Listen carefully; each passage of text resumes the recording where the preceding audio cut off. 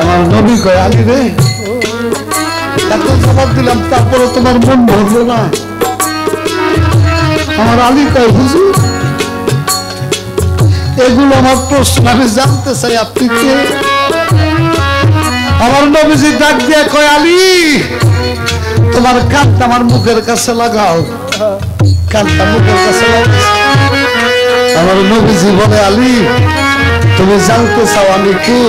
শুনে রাখো মাররায়ানি ফাকাতুরায়াল হক, মাররায়ানি ফাকাতুরায়াল হক।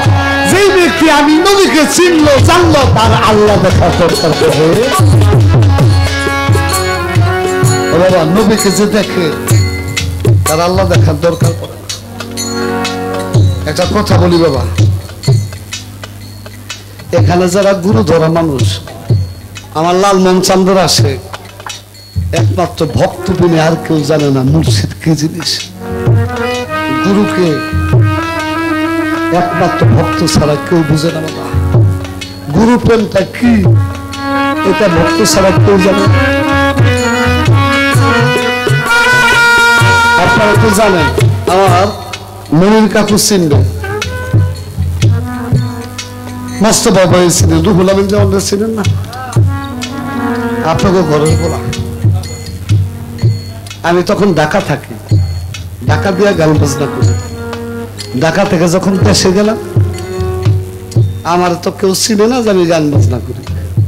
রুহুল আমিন দেওয়ানের তখন খাকা মার্কেট শিবসার মাথায় পদ্মার পর। এই রুহুল আমিন দেওয়ান শিবসারটা দোকানদারি করতো মনে আছে। আমি যে রুহুল আমিন বাইরে করলাম, রুহুল ভাই আমি তো ঢাকা থেকে আসলাম, আমার তো কেউ চিনে না। ও ভাই আমি যদি গান গাই আমাকে দু এক পালা বায়না দিবেন? বিশ্বাস করেন রুহুল আমিন ভাই আমার বুকের মধ্যে জড়াই ধরে করলো, হেমায় আমি যদি বাইসা থাকি এক পালা গান গেলে তুমি এক পালা গান গাইবা।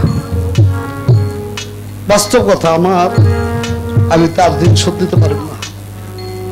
এমন দেখছি রুহুল আমিন বইতে দিয়ে কইছে আপনার মায়া বইতে দিয়ে দুনিয়া মায়া কি গান গাইবো, আমি একটা পোলা বইতে নিয়ে যাই খুব ভালো গান গাইবো। আমার সে তুমি খারাপ গায়ে 1 টাকাও দিয়ে না, আমার সমান গান গেলে আমার সমান টাকা দিয়ে না। যেই জায়গায় আমার গানে নিত আমার গান ভালো হইতো, বকশিশ বেশি পেতাম। পরের বছর আমার বানা হইতো, মাগা রুহুল ভাইয়ের বানা হতো। তো রুহুল আমিন ভাইয়ে দেখতাম তার গলাটা একটু মোটা ছিল, ভাঙ্গা ভাঙ্গা, কিন্তু শেষটাতে আমি এত বকশিস পেতাম, এত সুন্দর গান গাইতাম। কিন্তু রাত্রে আমার গানে কোনো মানুষ কানতো না। রাত্র 2টা-2:30 বাজতো, রুহুল আমিন ভাই দাঁড়াইয়া খালি কয়টা কথা কইতো, গান লাগতো না। দেখতাম একজন আরেকজনের গলা জড়াই ধরে কান্ত, রুহুল আমিন দেওয়ানো কান্ত। একদিন দোকানের মধ্যে যায় কই, রুহুল ভাই এখন মানুষটা অনেক মনে পড়ে বাবা, আমার আইনা মনে হয় আপনার ক্ষতি হলো, আপনার গান কমে গেল। হাসি আর কয় হেমায়েত তোর গান বেশি হলো ভাই আমার ভালো। আমি বললাম ভাই আপনাকে একটা প্রশ্ন করুন, জবাব দিবেন? কয় কও, জানলে জবাব দিব। আমি বললাম ভাই আপনি শেষে দুইটা কথা কর, এই কথা করে করে দেয় আপনিও কান্দেন। আসলে সব মানুষ কান্দে, কার কান্দে কারণটা কি? আমি গান গাই ভালো, বকশিস পাই ভালো, কিন্তু আমার গানে তো মানুষ কান্দে না। বিশ্বাস করবেন একটা চোখের উপর বসা ছিল, নাইমে এসে আমরা বুকটার মধ্যে জড়ায় কয়, হে মায়া তুই কি ভাই কোন জায়গায় মুড়ি দিছিস? আমি কই না। আমার রুহুল আমিন ভাই কয়, হে মায়া যেদিন তুই একটা মানুষের কাছে জীবনটারে বেঁচে দিবি সেই দিন বুঝবি পীড়িতের কি জ্বালা। যেদিন তুই গুরু বুঝবি সেদিন বুঝবি গুরু বুঝলে কি হয়। যেদিন তুই গুরুর আশীর্বাদ হইলাই সেদিন তুই কথা বলে চরণ শক্তি পাবি।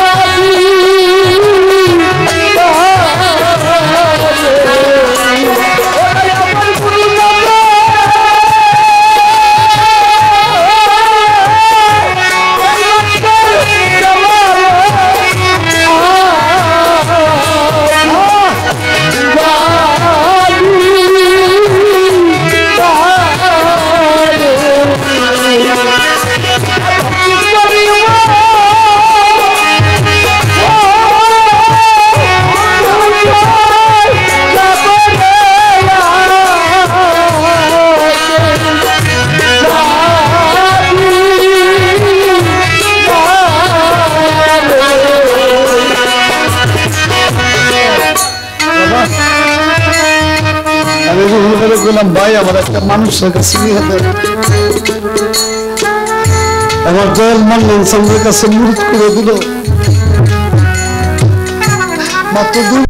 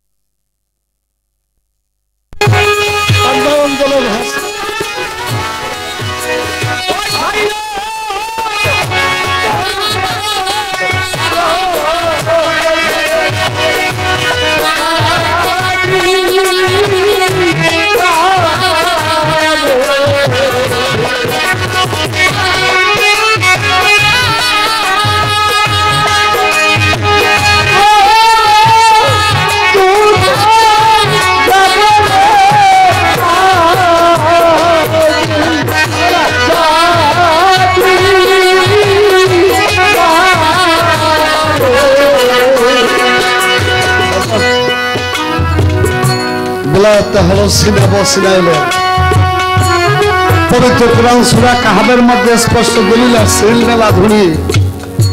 এই ইলমে লাদুনি যার হাসিল হয়ে যায় এক জায়গায় বসে সে 18,000 মাখলুকাতের সব খবর বলতে পারে। এইটাই হলো বেলায়েতি সত্তা, এইটাই হলো বেলায়েতি পাওয়ার। এক গুরু ভক্তের কাছ থেকে, ভক্ত মুর্শিদের কাছ থেকে কর্ম করে নিতে পারে, এছাড়া এমনিতে বেলায়েত পাওয়া যায়। একটা প্রশ্ন করছে আমাদের, দুইটা প্রশ্ন করছে, কথায় কথায় প্রশ্ন দিয়ে খেয়ালই নেই। মাওলা আলীর আগে কাবা ঘরে কেউ জন্ম নিয়েছেন? এই প্রশ্ন আসলো কাকার কেউ করে নেই, মানে নতুন আনকমন। আমরা সবসময় বলি একটা ব্যক্তি কাবা ঘরে জন্ম নিয়েছে, আর কেউ জন্ম নেয় নেই, নিব না। কিন্তু আমি দলিল পড়ে পাইছি, সত্য মিথ্যা জানি না, কাকাই করতেন জিজ্ঞেসে তাও জানি হয় না, না হয় সেটাও জানি না। বাস্তব কথা, আমি তো ওই জায়গায় ছিলাম না, আমি তো দেখিনি।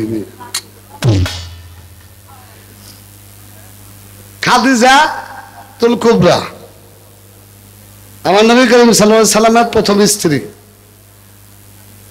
তার ভাতিজা, তার একজন ভাতিজা ছিল, তার নাম ছিল হাকিম রাদিয়াল্লাহু তাআলা আনহু। হাকিম, এই হাকিম রাদিয়াল্লাহু তাআলা আনহুর মা এবং সাথে দুইজন মহিলা নিয়ে একদিন কাবা ঘরের পাশে গিয়েছিল।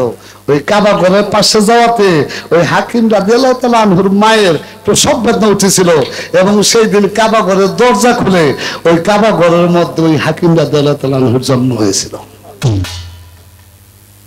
এটা হয়েছে না হয়েছে আমি কইতেন, আমি কইলাম বাবা কি হয়েছে না হয়েছে কইতেন, দলিলটা মনে হয় এইরকমই মনে হয়।